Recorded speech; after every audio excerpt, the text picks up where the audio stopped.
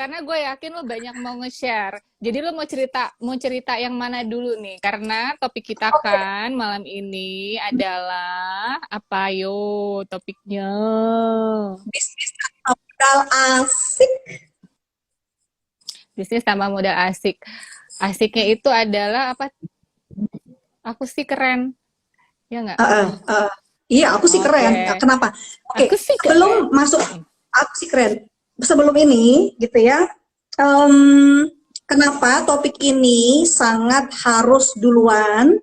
Karena di luar sana banyak orang, mau itu orang yang udah punya duit, ya, orang yang punya warisan, ya akan dapat warisan nih sebentar lagi. Terus orang yang gajinya udah gede, kemudian posisi jabatannya tinggi, kemudian dia mungkin udah bosan kerja, kemudian para penganggur, ya banyak PHK loh ya. Aku udah Iya bilang bulan benar-benar, Juni tuh tinggi banget loh, tingkat PHK-nya tuh tinggi sekali. Gitu. Jadi ini mesti benar-benar. dengerin sampai tuntas. Karena sekali lagi, kalau training ini saya kasih ke teman-teman lain, satu orang mesti bayar sama saya 2 juta. Tuh, kan gimana baik banget mbakku ini ya memberikan free cuma-cuma terus nanti ngasih giveaway lagi tuh Hmm, kalau yang nggak nanya kemarin kita udah share tapi nggak nanya rugi ya betul, udah gitu kamu ya. sekarang share ilmunya aja tapi Oke, sebelumnya terima kasih loh Mbak Mei kamu feel free untuk membagikan cerita-cerita kamu malam ini sama-sama Put. Nah, love gimana sih kalau anak gue suka gini? sarangnya Sarangnya. terus terus terus terus Oke, tak kenal maka tak sayang. Betul nggak? sayang betul ibu. Nah, tuh. Si Ratu Kelor ini siapa sih? Kok kayaknya heboh banget seolah-olah dunia hanya milik dia? Ya iyalah, gitu. Ya ampun. Dia punya planet Kelor sendiri soalnya ya kan. Dia sebagai Oke, ratunya yang lainnya cuma sebagai punggawa dan rakyat jelata. Oke ratu silakan. oke, oke. Sebelumnya, saya mau cerita dulu tentang background saya. Saya bukan orang yang fun tadinya. Orang yang sangat begini nih, kaku. Ya, Put tahu ya, orang-orang HRD itu cenderung cara berpikirnya, kemudian mungkin juga apa ya, kalau dibilang ya harus jaim, kemudian dia harus sesuai dengan regulasi, nggak boleh telat, nggak boleh ini, nggak boleh itu, gitu ya. Bikin kepala gue pusing sebenarnya. Gue salah jurusan sebenarnya, gitu ya. Cuma karena background gue psikologi, jadi itu yang membuat apa namanya curious untuk mencoba sesuatu hal-hal yang baru gitu. Udah seneng memperhatikan orang, udah seneng observasi orang, udah seneng bikin orang pinter, bikin diri kita pinter. Lalu selanjutnya apa? Gitu. Apakah selamanya kita akan kerja sama orang, akan membesarkan perusahaan-perusahaan orang? Sebelumnya kan enggak. Bagaimana dengan challenge kalau kita mau jadi seorang pengusaha gitu. Nah ini yang menjadi dasar akhirnya kita punya mindset entrepreneurnya. Ada sesuatu yang ingin didobrak dari dalam diri, ada sesuatu yang ingin kita challenge di dalam diri kita bahwa gue kayaknya nggak mau nih begitu doang, gue nggak mau jadi employee doang, gue nggak mau gue kerja dari jam kalau gue dari Depok ya berarti gue mesti berangkat jam 6 pagi sampai jam Planet luar 8 sih ya ya. enggak. Nah, kemudian kalau telat gue dipotong 10.000 gitu. Lateness deduction. Gitu. Jadi kalau gue pikir kayaknya nggak deh, gue nggak mau sampai hari tua gue, sampai pensiun gue akan seperti itu. Gue nggak mau gitu karena terus terang kalau seandainya kita mau mau step keluar dari kuadran, nah kita bicara kuadran nanti ya, gitu. Kita ada 4 kuadran. Nah, gue cuma berpikir begini, berarti kalau seandainya gue nggak mau jadi karyawan, kemudian uh, gue bukan orang yang bisa diatur di perusahaan, berarti gue mesti punya bisnis sendiri dong. Gue mesti punya usaha dong. Hmm. Nah, ciri khas dari Hmm. seorang entrepreneur itu cenderung troublemaker. Cenderung dia nggak mau diatur, cenderung keras kepala, cenderung maunya dia apa. Nah, itu bibit. gitu ya. Sebenarnya kalau kalau di dunia kantor dengan karakter seperti itu cenderung tuh mesti mesti punya pasukan, maksudnya mesti diberikan tanggung jawab sebagai leader. Kalau dikasih tanggung jawab sebagai staff biasa, biasanya akan jadi troublemaker. Nah itu Mm-mm. ya. Lanjut, berarti tahu ya background saya tuh basicnya HR gitu, dan sampai akhir tahun kemarin ya gitu ya, masih menjadi HR juga, memperbantukan Mm-mm. untuk setting up di Rumah Sakit Awal Bros Bekasi Utara gitu. Tadinya Oke. nggak kepikiran mau kerja lagi, tetapi insting bisnisnya jalan. Kenapa? Karena kalau kita masuk dalam suatu company lagi, kemudian kita bertemu dengan dokter, kemudian ketemu dengan para nurse, perawat, kemudian orang-orang medis, itu akan membuat network baru, suasana baru gitu. Jadi karena berhubungan sama Oke. ini, dari tadi saya belum terlihatkan ya tentang produk saya. Ini loh. Ini Nah, namanya moringa. Nah, teh kelor. Ya, ini teh kelor. Ini ini produknya Mbak isi. Ini Melani. produknya bentuknya celup. Bahan Ya, ada dasar tubruk. tetap daun kelor ya. Teh tubruk ya Terus ini daun berarti ya. kelor.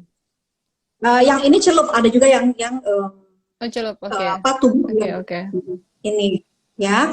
Ini yang the best seller dari 3 tahun. Gue Mm-mm. produksi. Ini yang the best seller. Yang ini pernah gue taruh di koperasi HBJ. Gue pernah dateng tuh. Oke. Jadi pernah. Pernah naruh. Tau nggak reseller gue siapa? Si Harry. Harry. Harry Eboy. Eri Bogor. Oh, Eri. Ya ampun, Messenger. Dulu Messenger ya. Sekarang mungkin udah jadi director mungkin si Bang Ebo itu ya. Itu tuh Oh, luar oke, oke. biasa tuh. Ya. Kenapa? Kemudian, karena dia mengikuti Kenapa jejak sih Eri? kita. Oh, oke, Dia tuh oke, oke. bisnis kuliner asinan, asinan sama tape Iya, iya, iya. apa gitu. Ya Iya, kan? iya, iya. Itu Gitu. homemade-nya ya. Keluarganya dia tuh pasti tuh. Disapa dulu sama si Mbak Iin. Hai, Mak. Eko Hai udah emak-emak. kakak, kakak Inces. Ya ampun, ini juga nih penonton setia aku. Dia pasti di kantor loh Mbak, biasanya jam segini. Oh, itu. Oh, astaga. Pasti di Iya, HBJ juga ya. masih. Tapi sekarang di engineering, Mbak Iin. Oh, Dulu kan di oke. purchasing, gitu. Terus, Oke. terus, kemudian Terus lanjut. Setelah, lagi ini sasar ini baru dibikin awal tahun. Ini namanya Mori Green Tea. Sengaja dibuatnya oke. kecil, kemudian kecil, agak warna biru-biru unik gitu ya, simple ya. Ini sasarannya lebih kepada kaum milenial ya, karena targetnya lebih ke Oh. energizing dan slimming. Aha, Oh, pasti berarti tuh. mama juga bisa dong ya, pakai ya, emak-emak dong, Lihat biar aja slim wajah aku, biar dia shady. terus itu karena Iya, tadi energizingnya sih, sangat luar biasa. tadi ada yang bilang katanya kok Mbak Mes sekarang cantikan dan kurusan. Satria yang ngomong tuh, ayo Satria mana kamu bertanggung jawab, kamu sudah komen.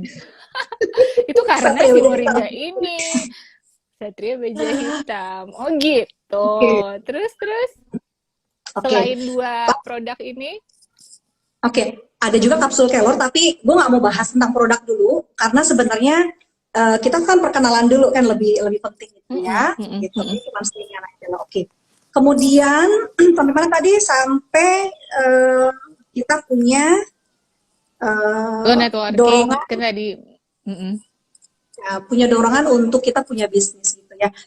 Bikin network, kemarin terakhir bikin network, kemudian akhirnya konsep kan gue setiap tahun selalu punya resolusi. Kira-kira tahun ini gue mau apa?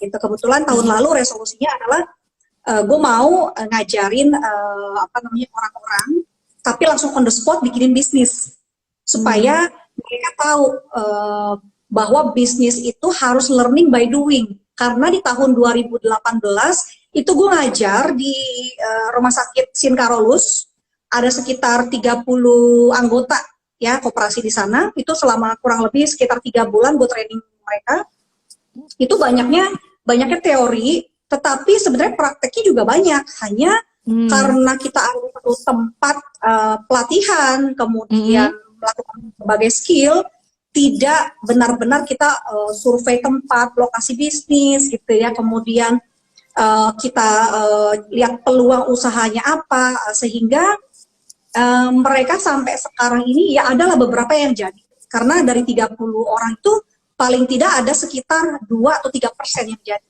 Karena memang data statistik, nah ini ngomong data statistik, kenapa suatu negara itu bisa maju? Karena cenderung ada banyak entrepreneurnya. Di Singapura kenapa maju? Dia 7% loh dari penduduk di Singapura itu semuanya entrepreneur, 7%. Ya, antara Singapura dengan Indonesia populasinya kan lebih banyak orang Indonesia. Nah, hanya di Indonesia hanya 2% kok. Sedikit sekali. Kita statistiknya baru 2% ya untuk yang entrepreneur ini ya. Ya, hanya sampai 3% lah gitu. Sehingga itu dia, kita itu cenderung di secara edukasi ya, dari kecil kita selalu diajarin, oke nak, kamu belajar yang rajin. Kalau kamu nanti udah lulus, kamu jadi dokter. Ya nggak? Gitu. Atau nak, kalau kamu lulus nanti kamu jadi PNS ya, atau jadi polisi ya, polwan ya, atau jadi apalah gitu loh. Come on, gila, masa gini hari kita ajarin anak kita, nah kamu kerja di tempat orang, kenapa kita jadi orang tua nggak berani? Nah, oke, ke depan nah, kamu jadi entrepreneur, ada nggak orang tua yang berani begitu? Ada, lu. Nah, gue. Nah, cuman gue mau nularin ke teman-teman gitu, jadi jangan sampai ngebentuk anak itu hanya jadi karyawan gitu. Makanya gue nggak menyesal orang tua gue basicnya dari ABRI ya gitu, dari tentara. Karena emang gue nggak diperkenalkan tentang berdagang, sehingga waktu zamannya dulu lulus kuliah, gue menghindari yang namanya marketing. Gue nggak suka marketing gitu, dan gue selalu nggak suka jualan produk apa segala, gue nggak suka.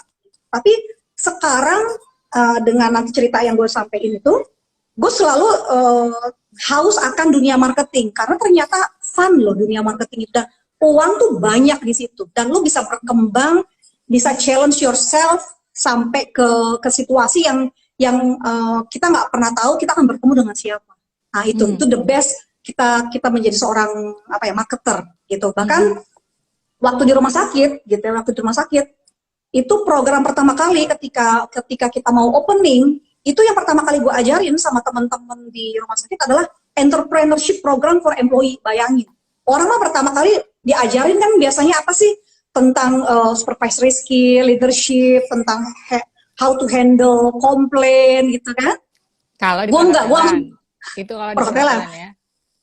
Di hotel, di hospital juga ada memang. Service excellent itu ada. Oke. Hospitality industry pasti selalu seperti itu bentukannya ya.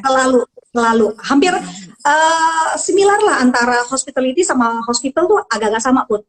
Gitu. Iya. Karena sama-sama melayani konsepnya. Betul gitu dia. Jadi akhirnya gue masuk ke sasaran langsung ke entrepreneurship mindset itu, dan mereka tuh langsung punya wawasan. Nah, kenapa entrepreneurship program ini menjadi suatu dasar dari semua basic yang ada, dari semua training? Karena di dalam entrepreneurship itu macam-macam. Di dalam itu ada leadership, integritas, ada responsibility, kemudian ada loyalty, kemudian ada komunikasi, persepsi, produktivitas, semuanya ada dalam satu paket kata-kata entrepreneurship gitu dia. Sehingga ketika seorang manajer memberikan ilmu entrepreneurship, sebenarnya dia akan memudahkan jalannya dia untuk bisa membina orang lain.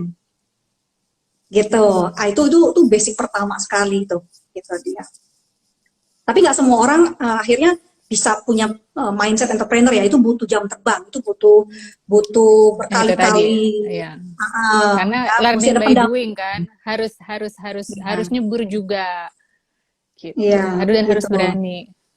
Oke. Ada Abang Frank, ada Abang Frank, iya. Tapi kalau misalnya gue boleh tanya tuh berarti sebenarnya kalau dibilang tadi kan lo bilang entrepreneurs itu learning by doing. Latar belakang pendidikan berarti nggak ini ya, nggak menjamin seseorang itu bisa, misalnya gue nggak punya latar belakang manajemen perdagangan atau apalah gitu ya, manajemen bisnis lah. Sebenarnya gue juga bisa belajar dong jadi seorang entrepreneur, gitu kan? Jadi pendidikan itu sebenarnya nggak latar belakang pendidikan tuh nggak menjadi apa ya? Haruskah menjadi acuan penting untuk menjadi entrepreneur? Lo harus punya Enggak, background manajemen bisnis atau apa? Enggak ya? enggak. Tahu Bob Sadino kan yang udah meninggal Mm-mm. kan? Dia cuma bilang apa? Ya kan yang sangat terngiang-ngiang nih, gue mengidolakan dia banget karena itu dia dari door to door, dia jualan telur loh. Telur Hmm. telurnya telur apa sih negeri ya, yang ayam Ayam negeri negeri, kalau nggak ayam salah. negeri. Ya, gitu dia. Dia cuma bilang gini, ada orang tanya, bisnis apa sih yang ingin kita jalanin gitu. Ya bisnis yang nggak ditanyain. Lu nanya-nanya mulu ngapain? Jalanin aja dulu. Ah itu gue suka banget tuh. Iya benar.